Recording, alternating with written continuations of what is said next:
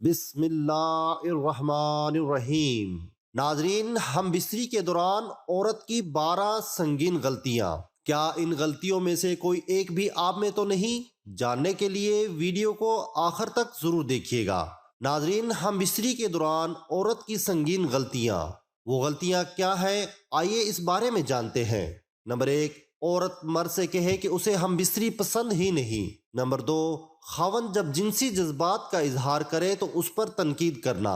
Number 3، ہم بستری کے دوران حکم چلانا، یہ کرو اور یہ نہ کرو۔ نمبر 4، ہم بستری کے دوران کوئی رد عمل نہ دینا، یعنی کوئی اور آواز وغیرہ نہ نکالنا۔ نمبر 5، ہم بستری کے دوران جنسی عمل کے علاوہ کسی اور ٹاپک کو چھیڑ دینا۔ نمبر 6، ہم بستری کے دوران منہ سے یا بغلوں سے بدبو کا آنا۔ نمبر 7، ہم بستری کے دوران ضرورت سے زیادہ سنجیدگی اختیار کرنا۔ نمبر 8، ہم بستری کے دوران غیر ضروری فرمائشیں کرنا۔ نمبر 9، ہم بستری کے دوران دوسری عورتوں کا تذکرہ کرنا۔ نمبر 10، ہم بستری کے دوران گلے شکوے شروع کر دینا۔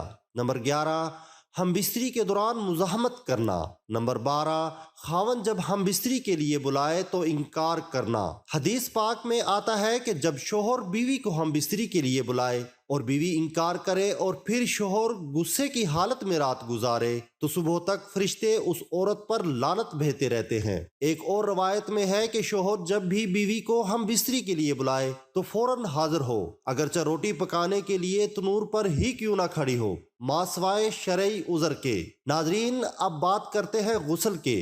غسل کے بارے میں کیا حکم ہے؟ جمعے کے دن غسل کرنا نبی پاک صلی اللہ علیہ وآلہ وسلم کی سنت ہے، جیسا کہ آپ صلی اللہ علیہ وآلہ وسلم کا فرمان ہے، جب تم میں سے کوئی جمعے کے لیے آئے تو اسے چاہیے کہ غسل کرے۔ یہ حدیث متفقہ علیہ ہے۔ معلوم ہوا کہ جمعے کی نماز میں شرکت کرنے والے ہر بالغ شخص پر غسل کرنا، صاف کپڑے پہننا اور خوشبو لگانا مستحب ہے، اور اس کے مستحب ہونے میں کوئی اختلاف نہیں۔ انہی میں سے ایک حدیث میں حضرت سلیمان فارسی سے مروی ہے کہ انہوں نے کہا کہ نبی پاک صلی اللہ علیہ وآلہ وسلم نے ارشاد فرمایا، جو آدمی جمعے کے دن غسل کرے جہاں تک ہو سکے صفائی و پاکیزگی کا خیال کرے، اور جو تیل خوشبو اس کے گھر میں میسر ہو وہ لگائے، پھر وہ گھر سے نماز کے لیے جائے اور مسجد میں پہنچ کر اس بات کا خیال کرے کہ جہاں کھلی جگہ ملے ادھر بیٹھ جائے، یعنی جگہ تنگ نہ کرے، پھر نماز یعنی سنت و نوافل کی جتنی رکعتیں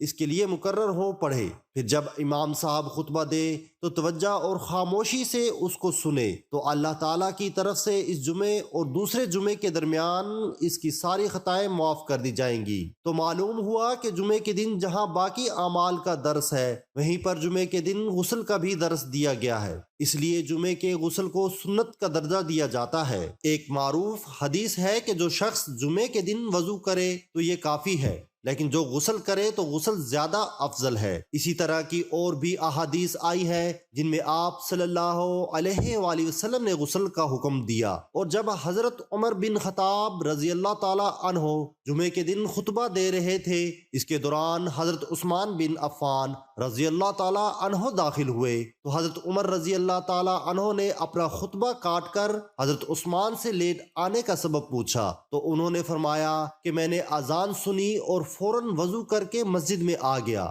حضرت عمر فرمانے لگے کہ صرف وضو، جبکہ میں نے تو رسول کریم صلی اللہ علیہ وآلہ وسلم سے سنا ہے کہ جو شخص جمعے کی نماز کے لیے آئے وہ غسل کرے۔ اس ساری بحث کا مقصد یہ تھا کہ آپ کو جمعے کے دن کے غسل کی اہمیت کا معلوم ہو جائے، اور معلوم یہ ہوا کہ جمعے کے دن ثواب کی نیت سے غسل کیا جائے، اور چونکہ اس کی متعدد احادیث میں تاکید ہے اس لیے اس کو سنت سمجھ کر کرنا چاہیے۔ یہ حکم تو عام ہوا جس میں شادی شدہ اور غیر شادی شدہ سبھی شامل ہیں۔ اب بات یہ ہے کہ کیا جمعے کا غسل جنابت ہی ہونا چاہیے؟ تو اس سے متعلق ایک روایت ہے کہ حضرت ابو ہریرہ رضی اللہ تعالی عنہ سے مروی ہے کہ انہوں نے کہا کہ رسول کریم صلی اللہ علیہ وآلہ وسلم نے فرمایا، کیا تم میں سے کوئی عاجز آ گیا ہے کہ وہ اپنی بیوی سے ہر جمعہ کرے، اور اس کے لیے 2 اجر ہیں، ایک اجر اس کے اپنے غسل کرنے کا اور دوسرا اجر اس کی بیوی کے غسل کرنے کا ہے۔